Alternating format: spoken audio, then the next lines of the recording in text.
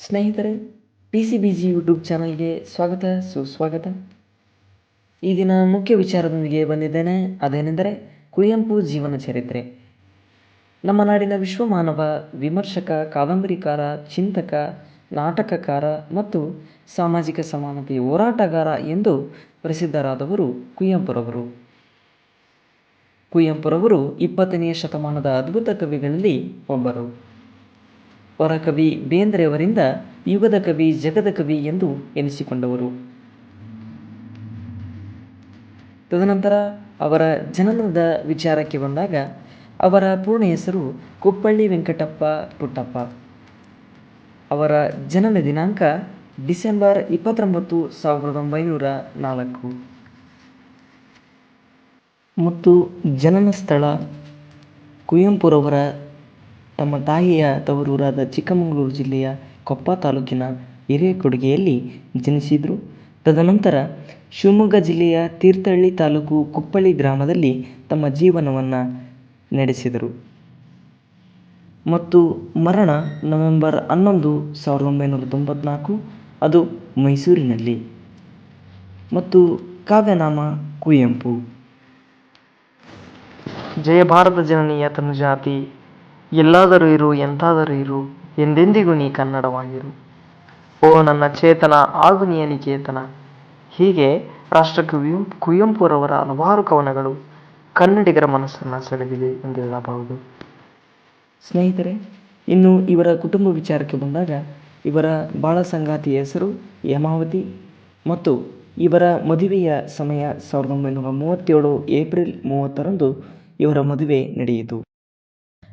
ಮತ್ತು ಇವರ ಮಕ್ಕಳ ಹೆಸರು ಮೊದಲನೆಯದಾಗಿ ಹಿರಿಯರು ಕೆ ಪಿ ಪೂರ್ಣಚಂದ್ರ ತೇಜಸ್ವಿ ಮತ್ತು ಎರಡನೆಯವರು ಕೋಕಿಲೋದಯ ಚೈತ್ರ ಮತ್ತು ಇಂದುಕಲಾ ಮತ್ತು ತಾರಿಣಿ. ಕುವೆಂಪುರವರ ಮಕ್ಕಳಲ್ಲಿ ಪೂರ್ಣಚಂದ್ರ ತೇಜಸ್ವಿಯವರು ಮುಂದೆ ಕನ್ನಡದ ಹೆಸರಾಂತ ಲೇಖಕರಲ್ಲಿ ಒಬ್ಬರಾಗಿದ್ದಾರೆ ಮತ್ತು ತಮ್ಮ ಅನನ್ಯ ಕೃತಿಗಳ ಮೂಲಕ ವಿಶಿಷ್ಟ ವ್ಯಕ್ತಿತ್ವವನ್ನು ರೂಪಿಸಿಕೊಂಡವರು ಪೂರ್ಣಚಂದ್ರ ತೇಜಸ್ವಿಯವರು. ಸ್ನೇಹಿತರೆ, ಕುವೆಂಪುರವರ ಬಾಲ್ಯ ಜೀವನವನ್ನು ನೋಡಿದಾಗ ಅವರ ತಂದೆಯ ಹೆಸರು ವೆಂಕಟಪ್ಪಗೌಡ, ತಾಯಿಯ ಹೆಸರು ಸೀತಮ್ಮ. ಅವರ ಒಂದು ಬಾಲ್ಯ ಜೀವನ ತೀರ್ಥಹಳ್ಳಿ ತಾಲೂಕಿನ ಕುಪ್ಪಳ್ಳಿಯಲ್ಲಿ ಕಳೆದರು. ಕುವೆಂಪುರವರು ತಮ್ಮ ಮೊದಲ ಅಕ್ಷರಾಭ್ಯಾಸವು ದಕ್ಷಿಣ ಕನ್ನಡ ಜಿಲ್ಲೆಯ ಐಗಳಿಂದ ಒಂದು ನವರಾತ್ರಿಯ ಸರಸ್ವತಿ ಪೂಜೆಯ ದಿನದಂದು ಮರಳಿನ ಮೇಲೆ ಮೊದಲಾಯಿತೆಂದು ಹೇಳಲಾಗಿದೆ. ಪುಟ್ಟಪ್ಪನವರ ಪ್ರಾಥಮಿಕ ಮತ್ತು ಮಾಧ್ಯಮಿಕ ಶಾಲೆಯ ವಿದ್ಯಾರ್ಥಿ ಜೀವನ ತೀರ್ಥಹಳ್ಳಿಯ ಆಂಗ್ಲೋ ವರ್ನ್ಯಾಕ್ಯುಲರ್ ಸ್ಕೂಲಲ್ಲಿ ಪ್ರವೇಶ ಪಡೆದು ಆರಂಭವಾಯಿತು. ತದನಂತರ ಇದೇ ಸಂದರ್ಭದಲ್ಲಿ 1916ರಲ್ಲಿ ಕುವೆಂಪುರವರ ತಮ್ಮ ಚಿಕ್ಕ ವಯಸ್ಸಿನಲ್ಲಿಯೇ ತಂದೆಯನ್ನು ಕಳೆದುಕೊಂಡು ತಮ್ಮ ಶಿಕ್ಷಣವನ್ನು ಪ್ರಾರಂಭಿಸಿದರು. ಇದು ಅತಿ ದುಃಖಕರವಾಗಿರ್ತಕ್ಕಂಥ ವಿಚಾರ. ಮತ್ತು ಕುವೆಂಪುರವರ ಮೇಲೆ ಪ್ರಭಾವ ಬೀರಿದ ಇಬ್ಬರು ಪ್ರಮುಖ ವ್ಯಕ್ತಿಗಳೆಂದರೆ ರಾಮಕೃಷ್ಣ ಪರಮಹಂಸರು ಮತ್ತು ಸ್ವಾಮಿ ವಿವೇಕಾನಂದರು. ಮೈಸೂರಿನಲ್ಲಿ ವಿದ್ಯಾಭ್ಯಾಸ. ಕುವೆಂಪುರವರು ಮೈಸೂರಿನ ವೆಸ್ಲಿಯನ್ ಹೈಸ್ಕೂಲಿನಲ್ಲಿ ಮುಂದುವರೆದರು. ಪುಟ್ಟಪ್ಪನವರ ಮೇಲೆ ಪ್ರಭಾವ ಬೀರಿದ ಮೊದಲ ಗ್ರಂಥ ಸ್ಟಡೀಸ್ ಇನ್ ಲಿಟರೇಚರ್. ಪುಟ್ಟಪ್ಪನವರಿಗೆ ಪ್ರೌಢಶಾಲೆಯ ದಿನಗಳು ಒಳ್ಳೆಯ ಸ್ನೇಹಿತರನ್ನು ಮತ್ತು ಸಾಹಿತ್ಯ ಚಟುವಟಿಕೆಗಳ ವಾತಾವರಣವನ್ನು ಒದಗಿಸಿಕೊಟ್ಟವು. ರಾಮಕೃಷ್ಣಾಶ್ರಮವು ಪುಟ್ಟಪ್ಪನವರಿಗೆ ಸುಮಾರು 12 ವರ್ಷಗಳ ಕಾಲ ಆಶ್ರಯ ತಾಣವಾಗಿತ್ತು. ಪ್ರೌಢಶಾಲೆಯಿಂದ ಮೊದಲುಗೊಂಡು ಕಾಲೇಜು ವಿದ್ಯಾಭ್ಯಾಸವನ್ನು ಮುಗಿಸಿ ಅಧ್ಯಾಪಕರಾಗಿ ಸ್ವಂತ ಮನೆ ಕಟ್ಟುವವರೆಗೂ ಕೂಡ ಸ್ವಾಮಿ ಸಿದ್ದೇಶ್ವರಾನಂದರ ಪ್ರೀತಿ ಪಾತ್ರರಾಗಿ ಆಶ್ರಯದಲ್ಲಿ ಇವರು ಬೆಳೆದರು ಎಂದು ಹೇಳಲಾಗಿದೆ. ತದನಂತರ 1920ರಿಂದ 1927ರವರೆಗೆ ಮೈಸೂರಿನ ವೆಸ್ಲಿಯನ್ ಮಿಷನ್ ಹೈಸ್ಕೂಲು ಮತ್ತು ಮಹಾರಾಜ ಕಾಲೇಜುಗಳಲ್ಲಿ ಪ್ರೌಢಶಾಲಾ ಮತ್ತು ಕಾಲೇಜು ಶಿಕ್ಷಣವನ್ನು ಪಡೆದರು ಎನ್ನಲಾಗಿದೆ. ಇದೇ ಸಂದರ್ಭದಲ್ಲಿ 1924ರಲ್ಲಿ ಕುವೆಂಪುರವರ ತಾಯಿ ಸಾವನ್ನಪ್ಪಿದರು. ಕುವೆಂಪುರವರ ವೃತ್ತಿಜೀವನ. 1936ರಲ್ಲಿ ಬೆಂಗಳೂರಿನ ಸೆಂಟ್ರಲ್ ಕಾಲೇಜಿನಲ್ಲಿ ಕನ್ನಡ ಉಪಪ್ರಾಧ್ಯಾಪಕರಾಗಿ ಕೆಲಸ ಮಾಡಿದರು. 1946ರಲ್ಲಿ ಎ.ಆರ್. ಕೃಷ್ಣಶಾಸ್ತ್ರಿಗಳ ನಿವೃತ್ತಿಯ ನಂತರ ಮೈಸೂರಿನ ಮಹಾರಾಜ ಕಾಲೇಜಿನಲ್ಲಿ ಪ್ರಾಧ್ಯಾಪಕರಾಗಿ ಸೇವೆ ಸಲ್ಲಿಸಿದರು. ಆಧುನಿಕ ವಿಜ್ಞಾನ, ಮನೋವಿಜ್ಞಾನ, ಪಾಶ್ಚಾತ್ಯ, ಪೌರಾತ್ಯ, ತತ್ವಶಾಸ್ತ್ರ ಮತ್ತು ಸೌಂದರ್ಯ ಮೀಮಾಂಸೆಯ ಹಿನ್ನೆಲೆಯಲ್ಲಿ ಕಾವ್ಯ ಮೀಮಾಂಸೆಯನ್ನು ಬೋಧಿಸುವುದು ಕುವೆಂಪುರವರ ವಿಶೇಷ ಆಸಕ್ತಿ. ಕುವೆಂಪುರವರ ಪ್ರಶಸ್ತಿ ಮತ್ತು ಗೌರವಗಳು. ಮೊದಲನೆಯದಾಗಿ ಜ್ಞಾನಪೀಠ ಪ್ರಶಸ್ತಿಯು 1962ರಲ್ಲಿ ಶ್ರೀರಾಮಾಯಣ ದರ್ಶನಂ ಕೃತಿಗೆ ಲಭಿಸಿದೆ. ಕೇಂದ್ರ ಸಾಹಿತ್ಯ ಅಕಾಡೆಮಿ ಪ್ರಶಸ್ತಿ 1955ರಲ್ಲಿ ಶ್ರೀರಾಮಾಯಣ ದರ್ಶನಂ ಕೃತಿಗೆ ಲಭಿಸಿದೆ. ಮೈಸೂರು ವಿಶ್ವವಿದ್ಯಾಲಯದಿಂದ ಗೌರವ ಡಿಲಿಟ್ ಪ್ರಶಸ್ತಿ 1956ರಲ್ಲಿ, ಪದ್ಮಭೂಷಣ 1958ರಲ್ಲಿ, ರಾಷ್ಟ್ರಕವಿ ಪುರಸ್ಕಾರ 1964ರಲ್ಲಿ, ಕರ್ನಾಟಕ ವಿಶ್ವವಿದ್ಯಾಲಯದಿಂದ ಗೌರವ ಡಿಲಿಟ್ 1966ರಲ್ಲಿ, ಬೆಂಗಳೂರು ವಿಶ್ವವಿದ್ಯಾಲಯದಿಂದ ಗೌರವ ಡಿಲಿಟ್ 1969ರಲ್ಲಿ, ಕೇಂದ್ರ ಸಾಹಿತ್ಯ ಅಕಾಡೆಮಿಯು ಫೆಲೋಶಿಪ್ ಎಂದು 1979ರಲ್ಲಿ, ತದನಂತರ ಪಂಪ ಪ್ರಶಸ್ತಿ 1988ರಲ್ಲಿ, ಪದ್ಮವಿಭೂಷಣ 1989ರಲ್ಲಿ, ಕರ್ನಾಟಕ ರತ್ನ 1992ರಲ್ಲಿ, ಕನ್ನಡ ಸಾಹಿತ್ಯ ಪರಿಷತ್ತಿನ ಗೌರವ ಸದಸ್ಯತ್ವ, ಕನ್ನಡ ವಿಶ್ವವಿದ್ಯಾಲಯದ ನಾಡೋಜ ಪ್ರಶಸ್ತಿಯು ಕೂಡ ಮರಣೋತ್ತರ ಸಿಕ್ಕಿದೆ. ಕುವೆಂಪು ಅವರ 113ನೇ ಜನ್ಮದಿನದಂದು ಗೂಗಲ್ ಇಂಡಿಯಾ ಅವರ ಗೌರವಾರ್ಥ ಡೋಪಲ್ ಪ್ರಶಸ್ತಿ. ಅಧ್ಯಕ್ಷತೆ 1928ರಲ್ಲಿ ಸೆಂಟ್ರಲ್ ಕಾಲೇಜು ಕರ್ನಾಟಕ ಸಂಘದ ಆಶ್ರಯದಲ್ಲಿ ನಡೆದ ವಿದ್ಯಾರ್ಥಿ ಕವಿ ಸಮ್ಮೇಳನದ ಅಧ್ಯಕ್ಷರಾಗಿದ್ದರು. ಕನ್ನಡ ಸಾಹಿತ್ಯ ಸಮ್ಮೇಳನದ ಕವಿಗೋಷ್ಠಿಯ ಅಧ್ಯಕ್ಷರಾಗಿದ್ದರು. 1957ರಲ್ಲಿ ನಡೆದ 39ನೆಯ ಕನ್ನಡ ಸಾಹಿತ್ಯ ಸಮ್ಮೇಳನದ ಅಧ್ಯಕ್ಷರಾಗಿದ್ದರು. ಕುವೆಂಪುರವರು ನಾಟಕ ಮತ್ತು ಧಾರಾವಾಹಿ, ಸಿನಿಮಾ ರಂಗದಲ್ಲಿ ಕೂಡ ತಮ್ಮ ಸಾಧನೆಯನ್ನು ತೋರಿಸಿದ್ದಾರೆ. ಬೆರಳ್ಗೆ ಕೊರಳ್ ಇದು ನಾಟಕವಾಗಿ ಪ್ರದರ್ಶನವಾಗಿದೆ. ಕಾನೂನು ಗೆಳತಿ ಈ ಕಾದಂಬರಿಯು ಚಲನಚಿತ್ರವಾಗಿದೆ. ಮಲೆಗಳಲ್ಲಿ ಮದುಮಗಳು ಈ ಕಾದಂಬರಿಯು ಧಾರಾವಾಹಿಯಾಗಿದೆ ಮತ್ತು 9 ಗಂಟೆಗಳ ಅವಧಿಯ ನಾಟಕವಾಗಿಯೂ ಮೈಸೂರಿನ ರಂಗಾಯಣದಲ್ಲಿ ಮತ್ತು ಬೆಂಗಳೂರಿನ ಕಲಾಗ್ರಾಮದಲ್ಲಿ ಪ್ರದರ್ಶನಗೊಂಡಿದೆ. ಜಲಗಾರ ಈ ಕೃತಿಯು ರಂಗದ ಮೇಲೆ ಪ್ರಯೋಗವಾಗಿದೆ. ಯಮುನಾ ಸೋಲು ಈ ಕೃತಿಯು ರಂಗದ ಮೇಲೆ ಪ್ರಯೋಗವಾಗಿದೆ. ಶೂದ್ರ ತಪಸ್ವಿ ಕೃತಿಯು ಕೂಡ ರಂಗದ ಮೇಲೆ ಪ್ರಯೋಗವಾಗಿದೆ. ಕುವೆಂಪುರವರ ಸಾಹಿತ್ಯ ಕೊಳಲು ಇದು ಪ್ರಥಮ ಕವನ ಸಂಕಲನ. ಮೊದಲು ಪ್ರಕಟಗೊಂಡಿದ್ದು 7/1/1930ರಲ್ಲಿ. ಸ್ವಾಮಿ ವಿವೇಕಾನಂದ ಈ ಕೃತಿಯು 1929ರಲ್ಲಿ ಬಿಡುಗಡೆಯಾಯಿತು.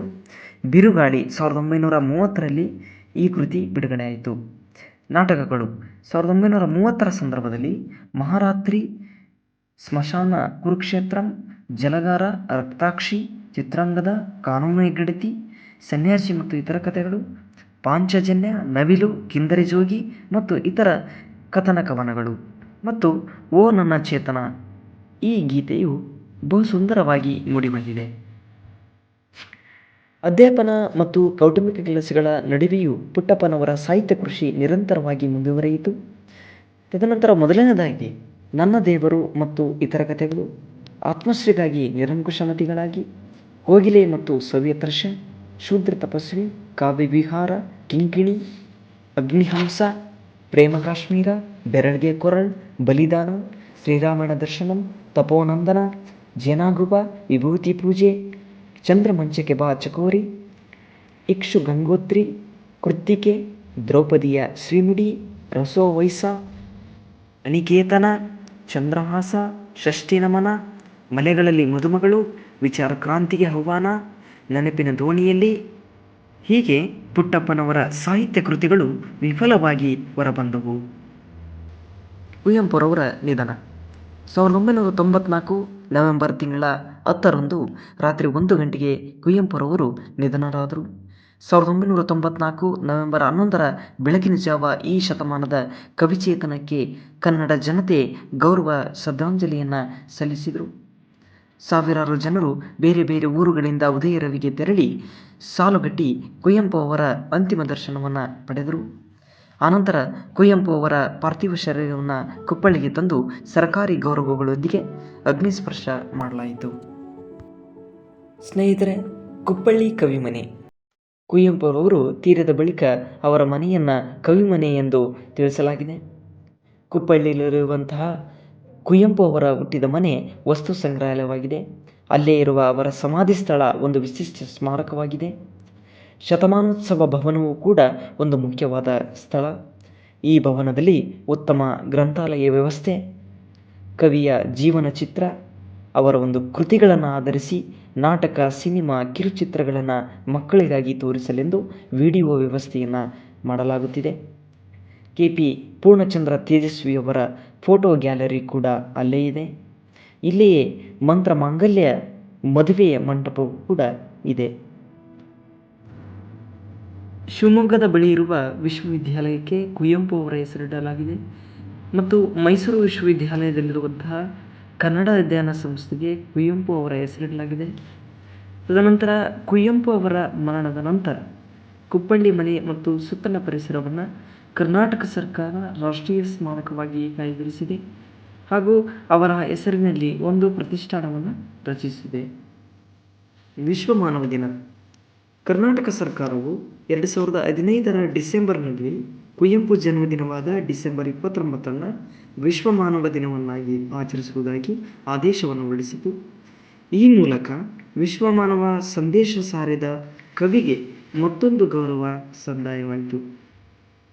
ಸ್ನೇಹಿತರೆ, ಇಷ್ಟು ಕುವೆಂಪುರವರ ಜೀವನ ಮತ್ತು ಸಾಧನೆಗಳು. ಸ್ನೇಹಿತರೆ, ಇನ್ನು ಹೆಚ್ಚಿನ ವಿಚಾರಗಳು ನಿಮಗೆ ಬೇಕಾದಲ್ಲಿ ನಮ್ಮ ಚಾನಲನ್ನು ಸಬ್ಸ್ಕ್ರೈಬ್, ಲೈಕ್ ಮತ್ತು ಶೇರ್ ಮಾಡಿ. ಅದರ ಜೊತೆಗೆ ನಮ್ಮ ವಿಚಾರಗಳನ್ನು ನೇರವಾಗಿ ನೀವು ಪಡೆದುಕೊಳ್ಳಿ ಎಂದು ಹೇಳುತ್ತಾ ವಂದನೆಗಳೊಂದಿಗೆ ನಮಸ್ಕಾರ.